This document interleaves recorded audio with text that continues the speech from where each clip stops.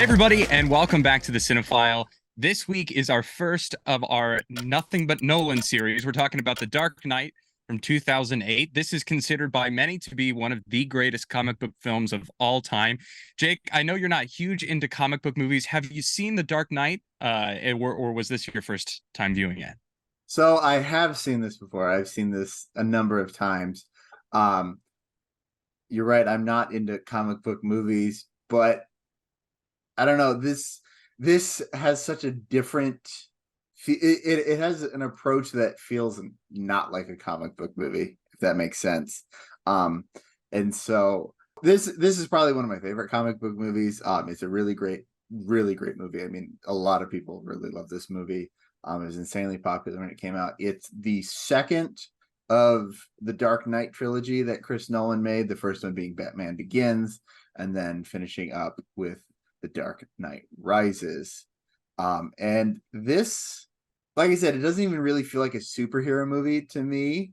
If anything, on this rewatch, it kind of made me think, I was like, this might be more of like a super villain movie in a way, Hmm. just with like how like our story is structured. I think at least things that stuck out to me, and we'll get into that as we go into the podcast. But it's full of great performances. Obviously we have Christian Bale as I am Batman.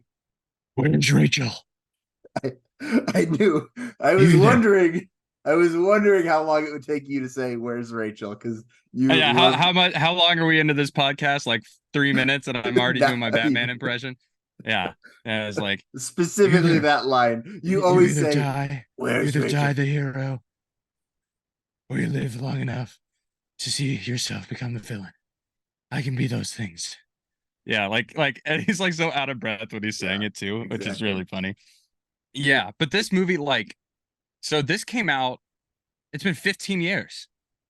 It's been 15 Yeah. years since this movie was released, and honestly, I think just from the technical quality of it, and I know you've got some stuff you want to talk about IMAX regarding this movie, but from the technical qualities to the way the story is handled, it's very there's a lot of verisimilitude.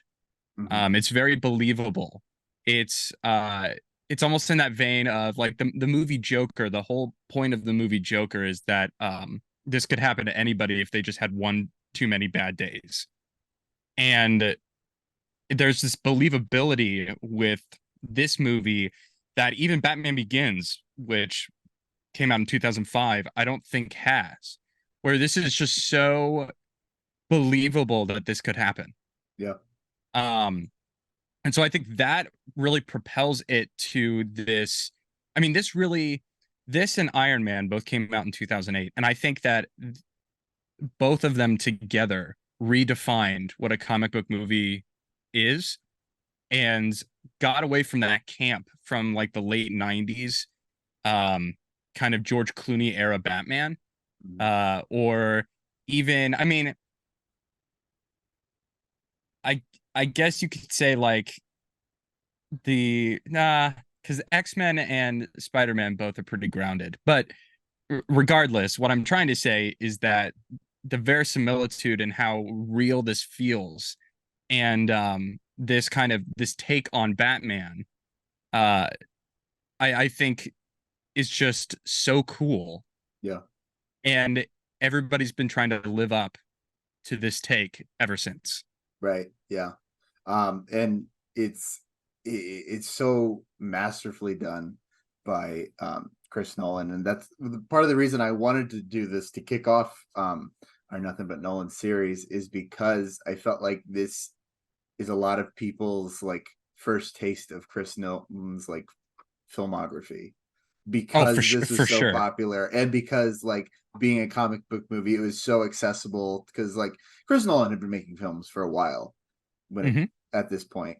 But I feel like this is really what like made him one of the top names in cinema, um, and made people realize who he was, because this was a story, so accessible to so many audiences.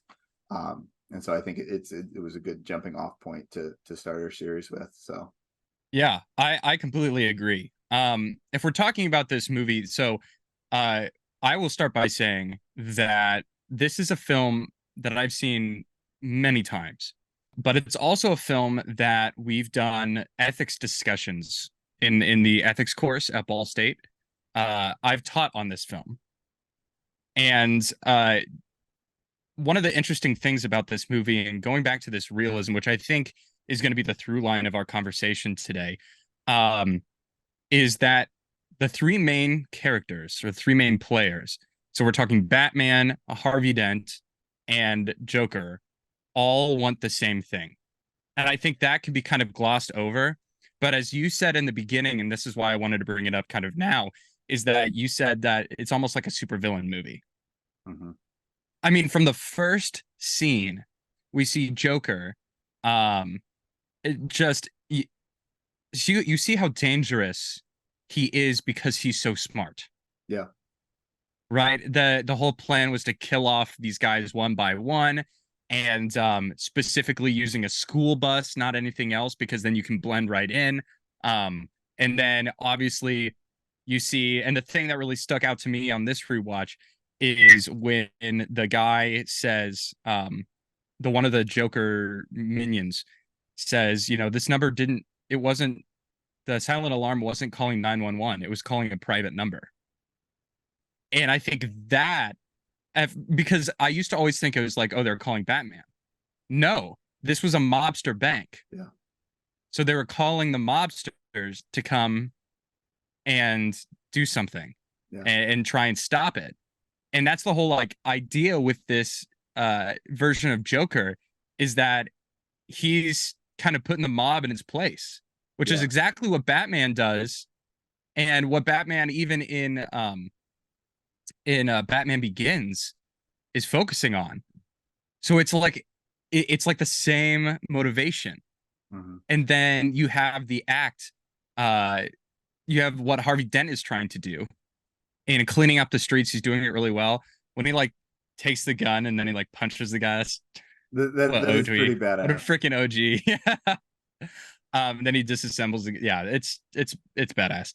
Um but and then he's trying to get these mobsters off the streets. So the villain of this movie is Joker, but Mm-hmm. in the same vein, it's not. Yeah. It's like the mob. It's was it Lao Che? Not Lao Che. That's You're still that's stuck in Temple the of Doom. That's Temple of Laoche Air Freight. Doom. See you later, Lao Che. Closes it. Lao Che. This is actually, yeah, Batman The Dark Knight is in the same universe as Indiana Jones. Lao Che. Oh my gosh. But I'm blanking on the character's name. Is Ra's it al Lao? Ghul? No. Oh. No. It's the guy, because they go to uh Oh. I think his last name's Lao, right? Might be. But you know what I'm saying. Yeah. Yeah. The The mob. Chinese, yeah, the Chinese Yeah. mobster guy. Yeah. Um, and so they even go after him. Batman's going after him. So it's very easy to say, oh, well, Joker's the villain of this movie. But this movie has something to say. Mm-hmm. And I think it says it very well. And I think Batman Begins and Dark Knight Rises don't have as much to say as this movie does. Yeah. I would agree. It's such, we're talking about Joker. It's such a haunting and terrifying but amazing performance by Heath Ledger. Obviously he wins the Academy Award posthumously for Best Supporting Actor for this role. But like it's it's like the way he portrays Joker, and I think he really redefines the character of the Joker, because Oh, 100%. up until now, like every portrayal of the Joker has been very comic book like, has been very, like we take a step with Jack Nicholson's Joker into a more, I guess, more realistic, a more threatening Joker, if you will, right? You know, I don't think anyone would think that Cesar Romero from the original Batman is very threatening as Joker. I mean, honestly, he was more threatening to the producers because he refused to shave his mustache, which is the most elite thing. He's like, you know Well, what? He's like, you're painting, you're gonna put the makeup over my mustache because I will not, I will not. because his Um, wife threatened to divorce him if he shaved. That's why he did it. His now wife was like, if you that's a shave, that's a treacherous marriage right there for different reasons. Like, true. yeah, like if my wife, I mean, I haven't been clean shaven in 3 years, um, and or more. No, it's been more than that. It's been like 4 years now. It's I been haven't been 5 for clean me. shaven. Yeah. I mean, the last time that the last time you were almost clean shaven is when we went as The the Godfather. Godfather duo, and and you shaved it to just a mustache. And I think Jake will probably put the image Yes. on screen here. Look And at this I was clean two shaven. OGs there. That two OGs. Yeah. Yeah, dang, wow. But I'm really glad I wear glasses because what the heck was I looking like before then? But I mean, there was the time where I shaved it into a mustache because I was bored, and it was like yeah. January, and I FaceTimed you, and you said something to the effect of, "You look like Super Mario. Shave it." Yeah, I remember that. Yeah, like and so ever since then, I've That just was pre Top Gun Maverick, so everyone didn't have mustaches. The mustache hadn't made the yeah, comeback. yeah, Because even I shaved it down to the mustache for the Godfather costume, but uh the next day I looked in the mirror and I was like, oh, I might keep it. Like maybe I can rock the mustache. And I got ready for class and I said, this is not good. This is not a good look. yeah, So yeah. off it I went. completely understand. Um, but yeah, so Cesar Romero was obviously the first Joker, then Jack Mhm. Nicholson, Yeah. then Mark Hamill, and then Right. this is kind of the fourth big iteration, Hmm. um, which is Heath Ledger's Joker. And you're absolutely right. He redefined the character. I mean, um, it's widely known now, uh, kind of Heath Ledger. I mean, he really took this role seriously. Oh, yeah. Didn't he lock And himself in a motel for like a month alone yeah, with like no like outside contact yeah, to prepare for this? That's incredibly method, as they say. it's incredibly method, but it's not like a because Jared Leto also did something similar where he would like send like dead rats to people as Joker, and I was like, that's just too unhinged. But this one, it was calculated. He went to CVS and got makeup and came up with the makeup for Joker Yeah, and he insisted on doing the makeup himself himself. because that's what Joker would do. No one did Joker's makeup for him. He would do it himself. Right. And right there, realism. Yeah. See, that's a tiny little detail, but that just furthers the realism of the movie. Mhm. And so he did that. Yeah, he had like a notebook, and then he didn't he die from a drug It was a drug overdose? overdose. Yeah. Yeah. And After they I mean, finished the movie. yeah. So, but his performance really gave this grounded quality. Um, and it was unhinged in such a threatening way because it was almost like so unpredictable. Yeah. But he had such conviction Hmm. that I think that also um made him just incredibly dangerous, and that's why people have gravitated towards his portrayal. Yeah. Um, there's another thing if you notice in the movie, and I don't know if you, I'm sure you noticed this, but he licks his lips a lot, Hmm. and the reason why is because he had a prosthetic for the kind of scars, and it kept falling off. So he had to constantly lick his lips to keep it moist enough to stay on. Yeah, which, You know how I but got it's like these almost like a tick. scars? I don't know how I got these scars. My father was a drinker. Um, and the other thing, I like just love this movie, so I'm really glad we're talking about it. If you notice, he tells a different story like every time about how he got the scars too. Yeah. And I mean, that's so on par for the character of, like, you can't trust him because you don't know what he's going to do, because his pure goal is to just manufacture chaos. It's like this sinister democratic populism in a way of, Mm, like, his motivations become clear throughout the movie, that he wants to topple Gotham because of the corruption, right? Gotham, right. is known for its corruption in city government and the police force, et cetera, et cetera. We get into that with Batman Begins, and that's kind of why um, Bruce Wayne decides to become Batman, and that's his purpose, is to clean up Gotham. Um, Right. and the Joker, the way he's introduced in this, and the way he's like trying to take over the criminal underbelly, is almost like he's exposing corruption everywhere, even in the underworld, and Yeah. Yeah. he's just like he's so motivated by tearing down systems of power and giving power back to the people. I mean, look at all his, like,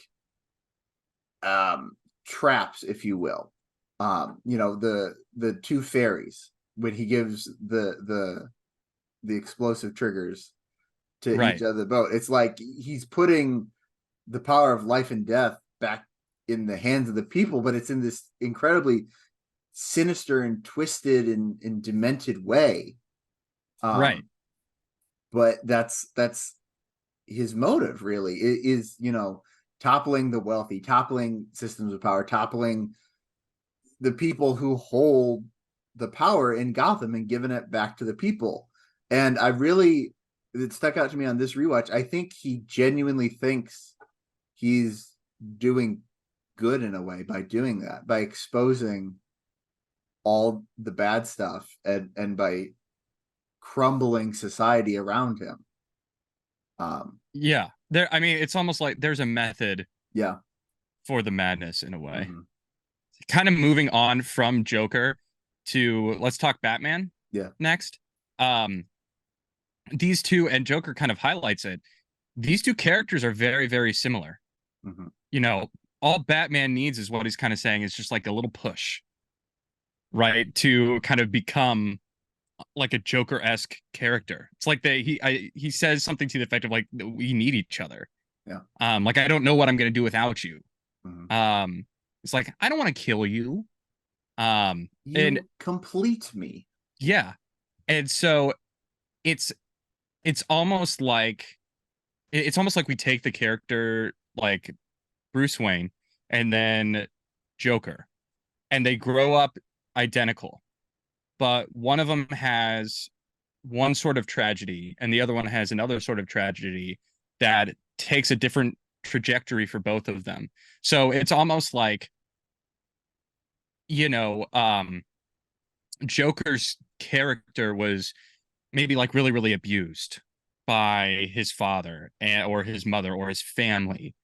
And that caused him to have one kind of put on one sort of lens, right? And then you've got Batman on the other hand, where he kind of idolizes his family a little bit and then he loses his family. And so he kind of looks through the world through a different kind of lens. And so they're trying to do the same thing like we've been talking about, but it's like their backgrounds cause them to do it in a different way. Mm-hmm. But together they have like this kind of weird synergy Yeah. that I don't think you really at this point had really seen in a comic book movie Mm-hmm. of I mean, obviously you've had the old, oh well, the villain is just the super, like, is just the hero gone bad. But it's like this weird synergy where because Batman is a vigilante, he's not exactly all good. Yeah. And because Joker is actually trying to rid, so like, the underworld and government of corruption, he's not necessarily all bad in what he's seeing. It's like Mm-hmm. this weird it's so complex, Yeah. and I think it is written in such a great way, but obviously it starts with Bruce Wayne and Batman. um I think this version of Batman, this is for many people in our generation, their favorite version of Batman. Um, he is so grounded, almost too grounded in a way. Like I want to see some gadgetry, Yeah, but this is so like military tactical that there isn't as much um like it's so believable. yeah.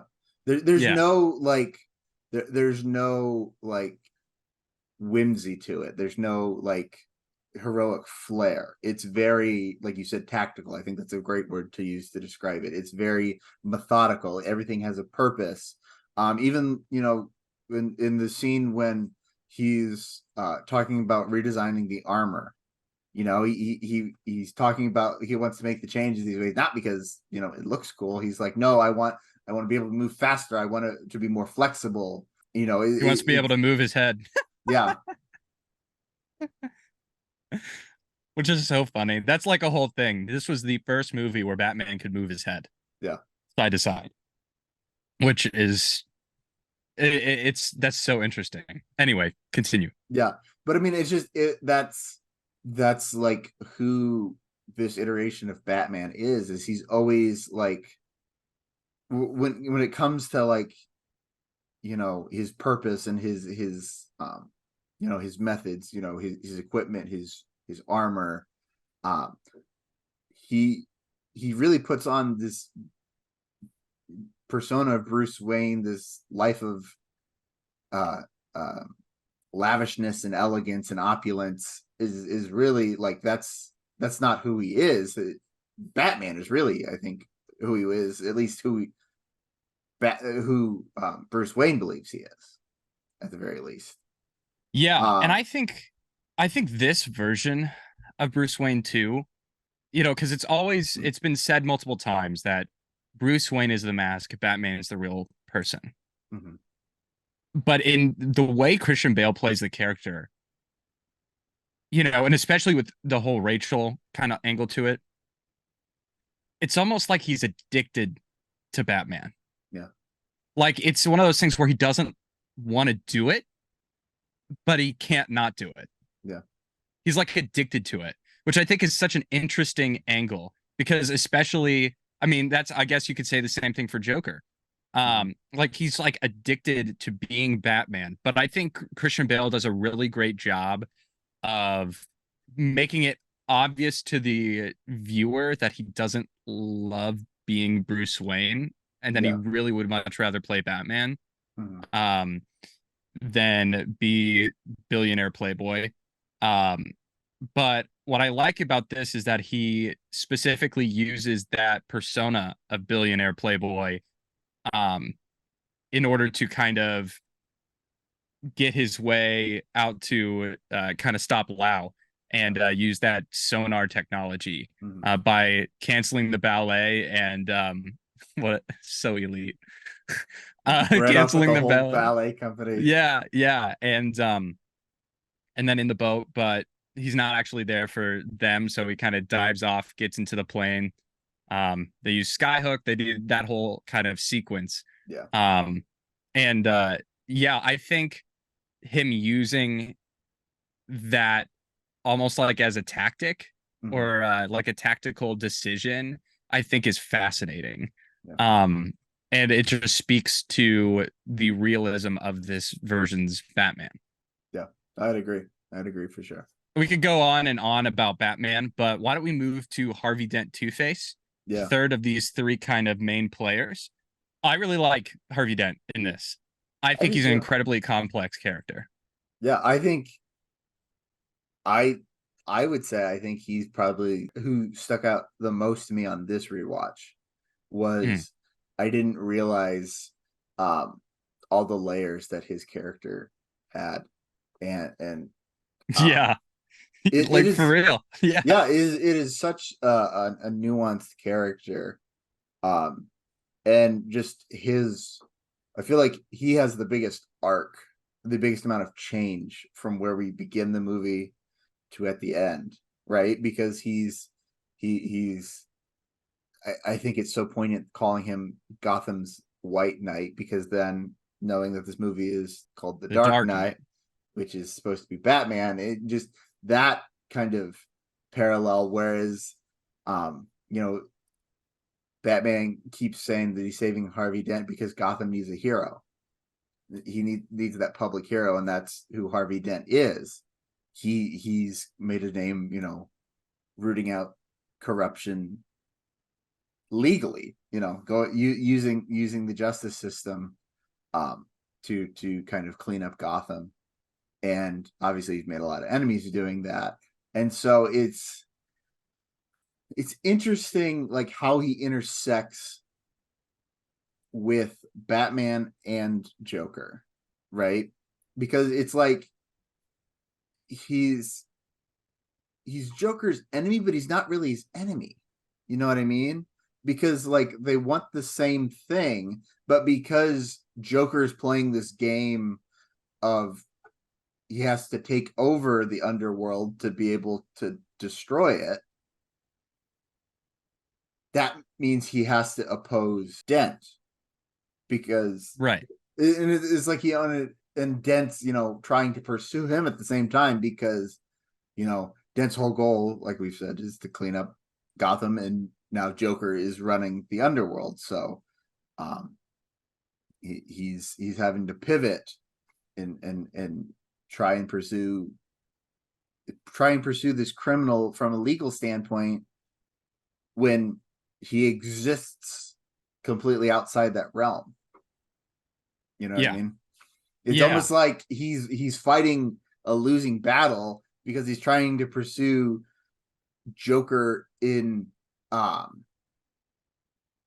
would say you could say, quote unquote, the real world. He's trying to, you know, pursue figure out who is the man behind Joker and how do they catch him and lock him up in a conventional bad guy way. But like we said, Joker's not a conventional bad guy. He exists in this almost like extra societal way, in that, like, you know, even when they catch him, they say, you know, he has no fingerprints, there's no Right. DNA record, like there is no, you know, alter ego behind that character. It is literally just the Joker, which I Yeah. find very interesting. And I think that you see Dent kind of, he's frustrated by the Joker and how he's always one step ahead of them. Yeah, I think that with Harvey Dent, he has these high ideals at the beginning, but it's this kind of fall from grace as he just gets ground down by the bureaucracy and the limits to his position, where he sees Joker and Batman kind of doing the same thing, but they don't have the necessary the same limits. Like Batman, I guess his only limit is not killing. Mm-hmm. Right? Joker has no limits. Yeah. Batman's limit is not killing, but then Harvey has to try and do it the lawful way. Mm-hmm. But you see, just like at the end, I think the line is so poignant when he says, "You either die a hero or you live long enough to see yourself become the villain." And I think that that is exactly what happened to Harvey Dent. Is that his bright ideals, he burned hard and fast, Mm-hmm. you know, or hot and fast. And it's so interesting to see the metamorphosis of a character that kind of turns into a bad guy just because the system is broken. Yeah. And he's trying to, and I can definitely relate to that, I think, on a personal level, and I think a lot of us can. Mm-hmm. And trying to do the right thing even though society's kind of like the worst Yeah. at times. And so I think that makes him really relatable and really grounded as a villain. And it makes sense. Everything in this movie, the decisions, the reasons why the characters are the way they are, makes sense. And I think that is something that we don't always see in comic book films. Right. But Harvey's character as a symbol is really interesting to kind of juxtapose against Batman. Before we kind of go into our Rosebud and Thorn, I did want to take a second to talk a little bit about some of the supporting players.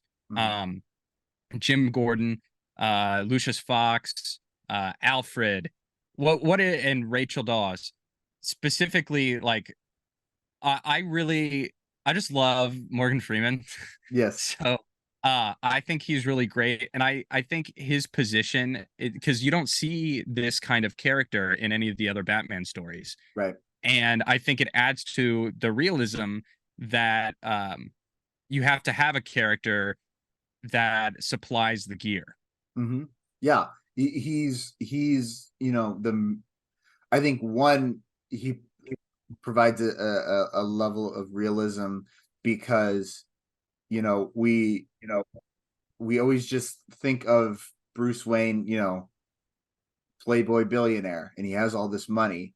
But if you think about it in, a real world approach, like you can't just like have all this money inherited and just like sit on it. Like you have to do something with your money, right? You have to be constantly, you know, running a business. Otherwise eventually, you're going to spend all your money. And so having this character that like operates like Wayne Enterprises and like is continually like, I guess, like keeping Bruce like bankrolled so he can then go and invent all these, very tactical devices. Um, and then he's really kind of he reminds me of Q from the Bond Yeah, films. sure. Yeah. Um, the way he like, is always like coming up with new gadgets and new gear for him. So I think that's a really interesting layer. And I think we get a very interesting portrayal of Alfred too from Michael Caine. Uh, Yeah. the way I feel like this iteration of Alfred is more of a conscience than anything for Bruce, and I think that's also something that we don't see in any of the other Batman um, iterations. Yeah, they like Alfred specifically as a character traditionally aids Batman, Hmm. but I think both he and Lucius Fox and Rachel Dawes, all three of those characters, I think are moral compasses, Yeah. each one in a different kind of vein. Like Rachel Dawes uh is the opportunity of a normal life Hmm. kind of idea.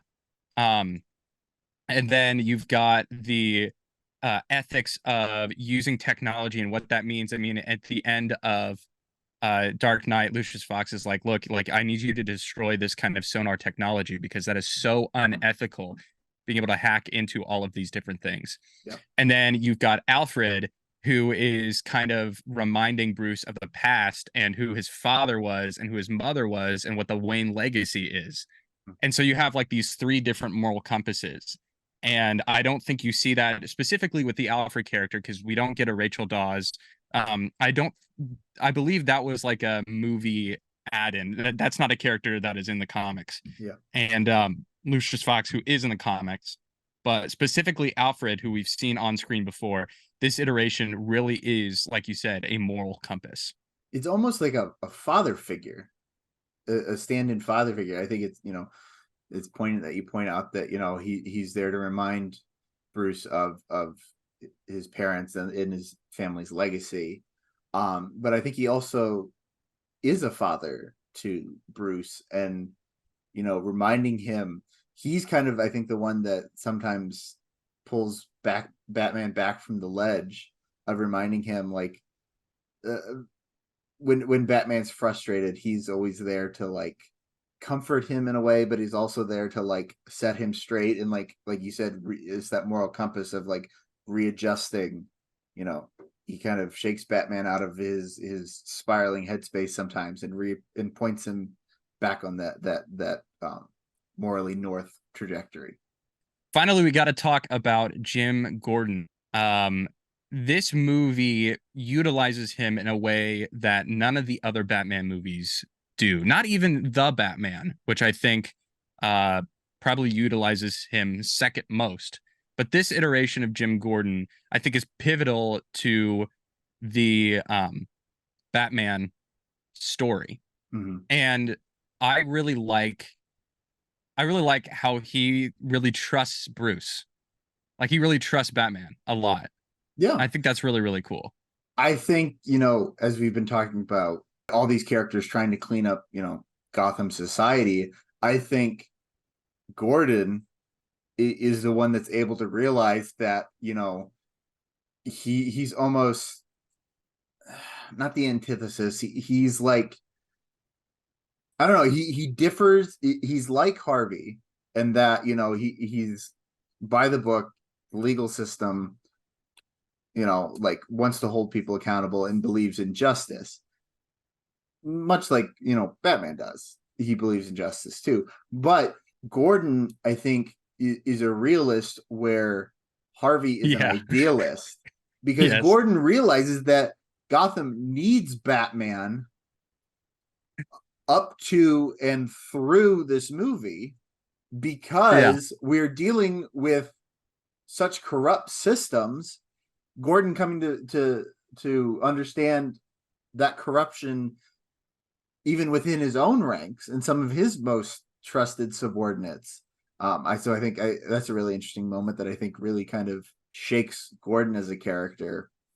But he realizes the reality of dealing with these systems, these corrupt systems, um, both within Gotham's legal system and justice system, and corruption within the underworld that the Joker is throwing into complete chaos, and the rest of Gotham with it. And so he realizes that to save Gotham, we need someone that can exist outside the system.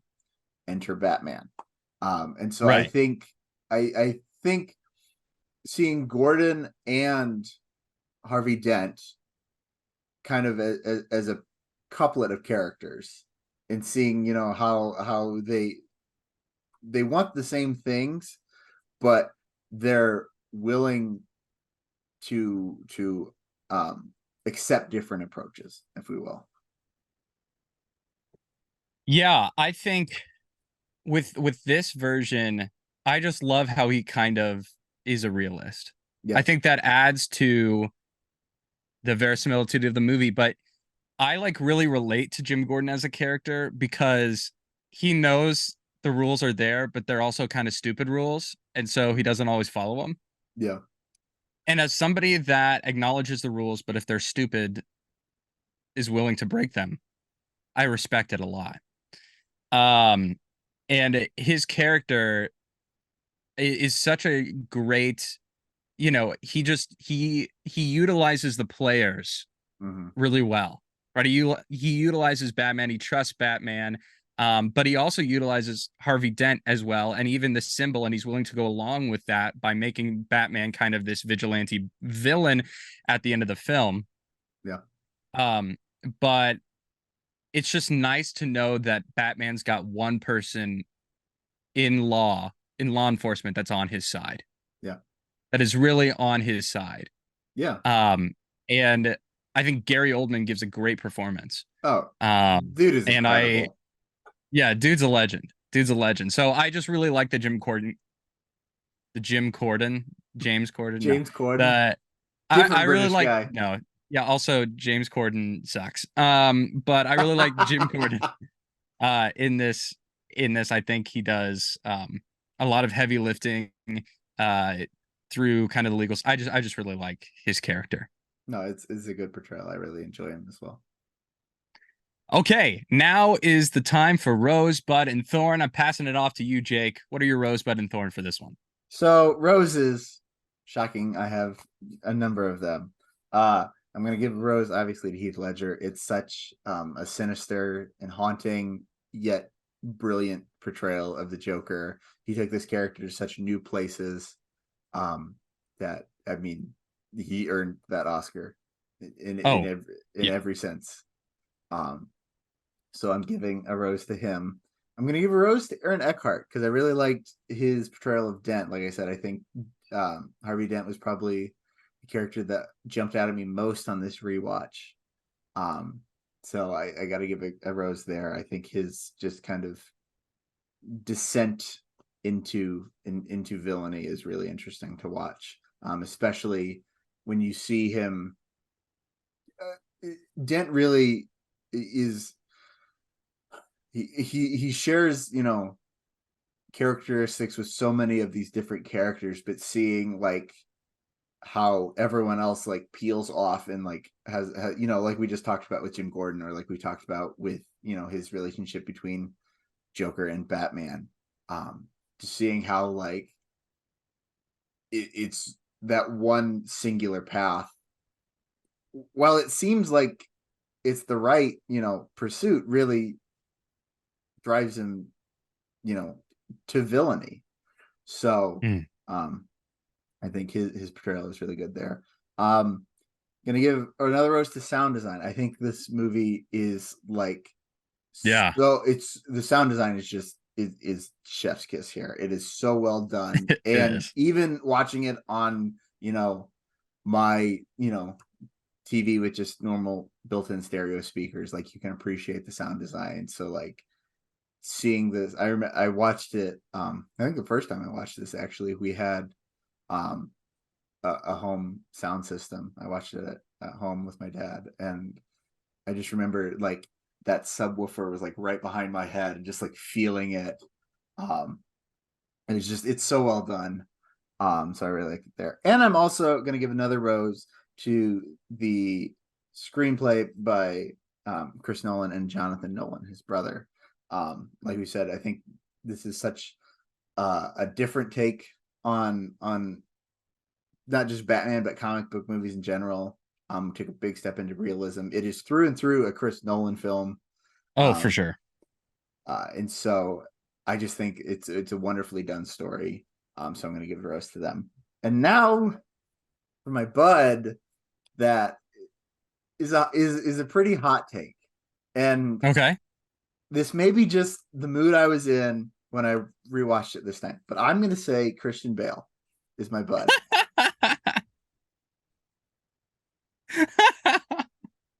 Okay. I like his Continue. Batman. I think the first third of this movie, he's a little bland, honestly. I think I don't really like when he has to go to China to like find Lao and bring him back, and like Yeah. Find Lao Che. really like leading, I would say really everything leading up to the dinner party at his Sure. penthouse. I think he, put it this way, the back half of this movie, he's so much better. And so it made me thinking about the front half of this movie. When I was sat here watching it, I was like, I remember liking Batman better. Like I remember thinking this was a better performance. And then we got to the back end of this movie, and especially the third act, I'm like, oh yeah, this is a really good performance. But it's not great because I don't think it's sustained. I think it's the, like I said, the first third is a little bland. And yes, I know the voice is iconic. I think he overdoes it a little bit.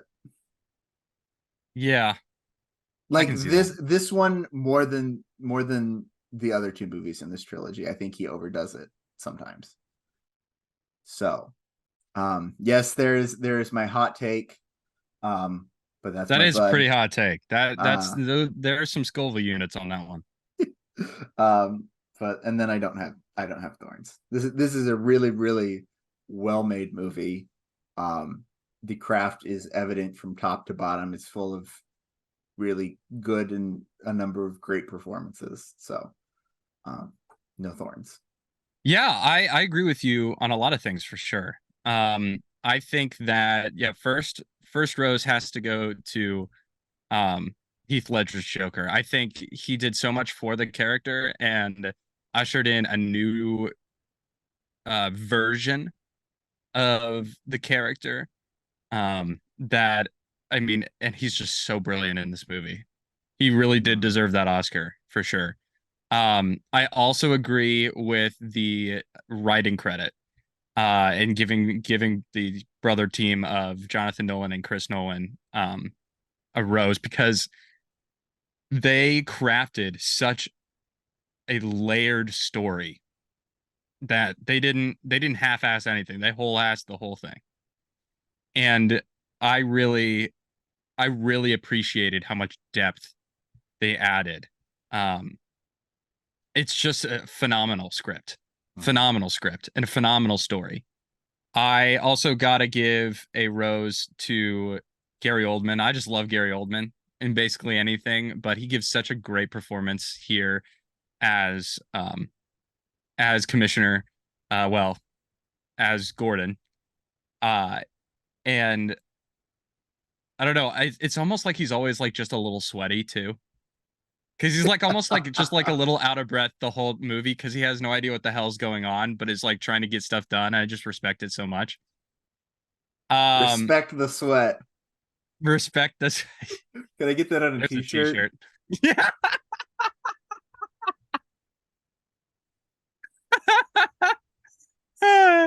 Yeah, yeah. That's hilarious. We both said that. And make it a gray t-shirt so I can see all my sweat Is this the stains. second week in a row where we've talked about sweating? We talk about sweating a lot. Maybe Yeah, but because like last we're week we talked about Crystal Skull, and I talked about how Mac is like constantly yes. damp. Yeah, and then Um, 2 weeks prior we talked about deodorizers. deodorizers, yeah. So we obviously we yeah, I can't even, this is wow. Um, Buds, I will also agree with you on Christian Bale. Really? Yes, I now that you said that, like that actually kind of has changed my opinion a little bit.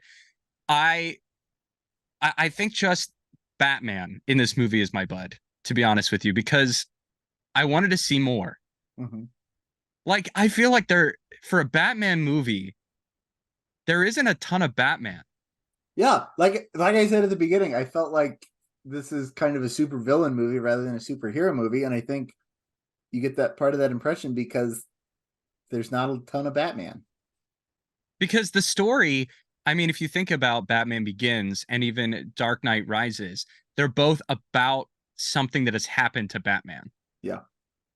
right? The first one is about Batman and Ra's al Ghul, or Ra's al Ghul, um, and kind of about him learning the ways and then leaving and coming back to Gotham. But then Liam Neeson shows back up, and then Dark Knight Rises is kind of about this, um, some of the decisions that he made, especially with the what is it, Talia al Ghul, Hmm. especially some of the decisions he made in Batman Begins, forming why Bane goes after him and things like that. But this movie is not is not about Batman nearly as much, or about Bruce Wayne nearly as much. And so I think that causes us to kind of lose some of the Batman-ness, right? Some of the moments. I really wish I would have seen some more Batman, seen some more detective work, stuff like that. Um, so that's my bud. And I agree. Like, I don't really have a thorn, other than I'm not a huge fan of the Rachel Dawes character. Like, Yeah, I understand why she's there, and I'm glad she's there, but also at the same time, I just don't really like her as a she, character. she almost seems like a prop sometimes more than a character. Yeah, she's almost like a MacGuffin. Yeah. Oh Like she's yeah. there. Yeah, she's like there to for Batman to kind of like get, Yeah. in a way. And she moves the story forward. Hmm. But I feel like, I don't know. I'm just glad she doesn't show up in the third movie. Um so You're I guess glad that would Batman be saved you're glad Batman saved Harvey instead of Rachel, even though he tried to save yes. Rachel. Yes. Um okay, now is the time that we get to talk about who we think each other are. Jake, passing it off to you once again. Who do you think I am in this movie? So I'm gonna say that you are Lucius Fox. Um, Really? I think Lucius is the most intelligent character in the whole movie. Um, there are a lot of smart characters, but I think especially like book smart and as far as just like how quickly he learns things. I think Lucius is probably the smartest character. Um, and I also think, he's obviously he is a very principled character. Yeah. Even if he doesn't follow the rules, he follows his morals. Um, Mm. so I and honestly, I kind of thought of myself a little bit more as a Jim Gordon, but I appreciate I kind of like Lucius Fox a little bit more. As I yeah, think you're because right. I appreciate I that. just said you're smart and you're principled. You should Yeah, like it. damn straight, damn straight. For you, I think this is not a surprise to anyone. Batman. No, I'm just kidding. Um, I'm I Batman. did you just that was a Chance McKibben moment right there. Did you see what I just did? I just did exactly what Chance does. He Yes. goes, "We love you, Chance." Um, Shout out Chance. yeah, shout out to the GOAT himself. Um, you're Alfred through and through, right? I said that he's like the moral compass of this movie. He Master Wayne. reminds Master Wine, Michael Caine. He reminds Batman like he lets Batman make mistakes, Mm-hmm. but he's always there Yeah. in this movie. He's always there to help him fix the mistakes, Yeah. but he's also giving him guidance. Mm-hmm. And I think that very much speaks to who you are as somebody that like you'll let me do some stupid stuff sometimes, but always offer a kind word.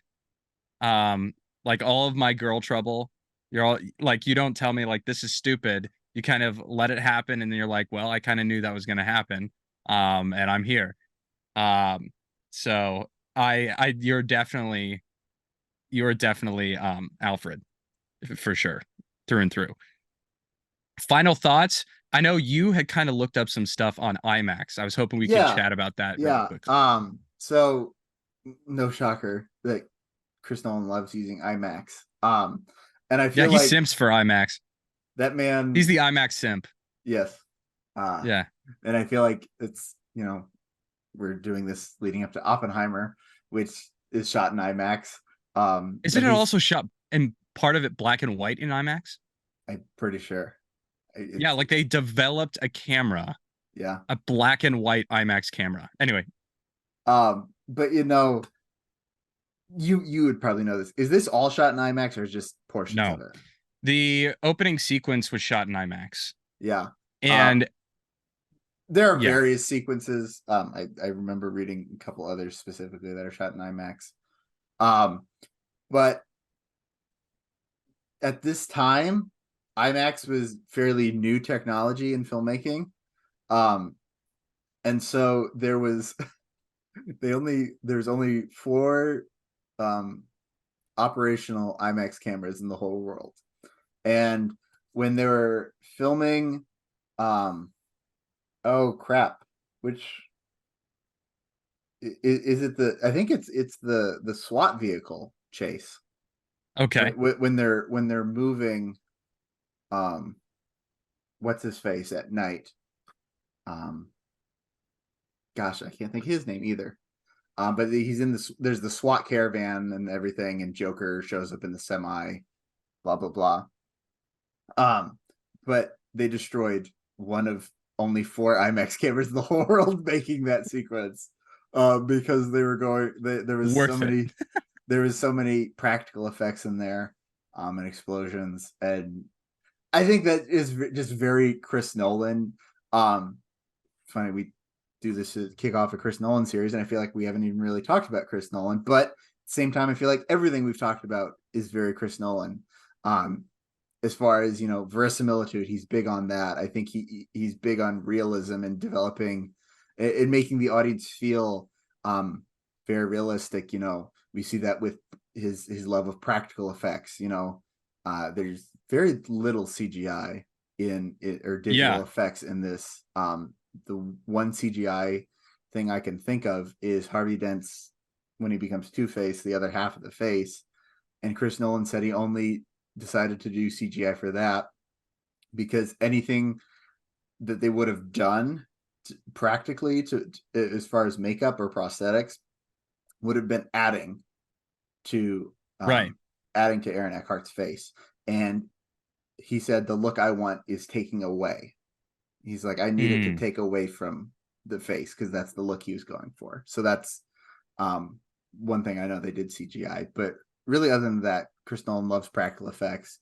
That's why there's all the memes about for Oppenheimer how he probably actually set off a nuclear bomb. So it is the biggest explosion ever recorded on film. Yeah, because that's Chris Nolan. Yeah, so that is true for Oppenheimer. Yeah. And you're right. Like we've done this whole pod and have like barely talked about Christopher Nolan, but his hands are so evident in everything. The way it was shot, the use of IMAX cameras, and starting with I think with this movie, he has done IMAX more and more and more and added more and more kind of IMAX shots to it. Mm-hmm. I don't know if Oppenheimer is completely shot in IMAX, but he very much respects the practicality, like using and shooting on film instead of digital, and using practical effects and stuff like that. And which we talked about as the through line of this episode is verisimilitude. And that is something that I think he, as a director and a writer, really brought to the Batman character and made him such an interesting version of that character. But overall, for me, I love this movie. I really do. I think it's a great character study. Is it my favorite comic book movie ever? No. But I think it probably is maybe one of the top 5 best comic book movies ever made. Yeah. Now, granted, best comic book movie ever made does not necessarily mean it's going to be my favorite. But it is just crafted with such care. Yeah. And it is so well shot, so well directed. I mean, this really put Chris Nolan on the map. I mean, he revolutionized superhero movies with this one. So I'm really glad we started our series with this, because this movie kicks ass. Yes, it does. Going off, I agree with what you said. I mean, this is such a good movie. I agree. One of the best, comic book movies that have been made. I'm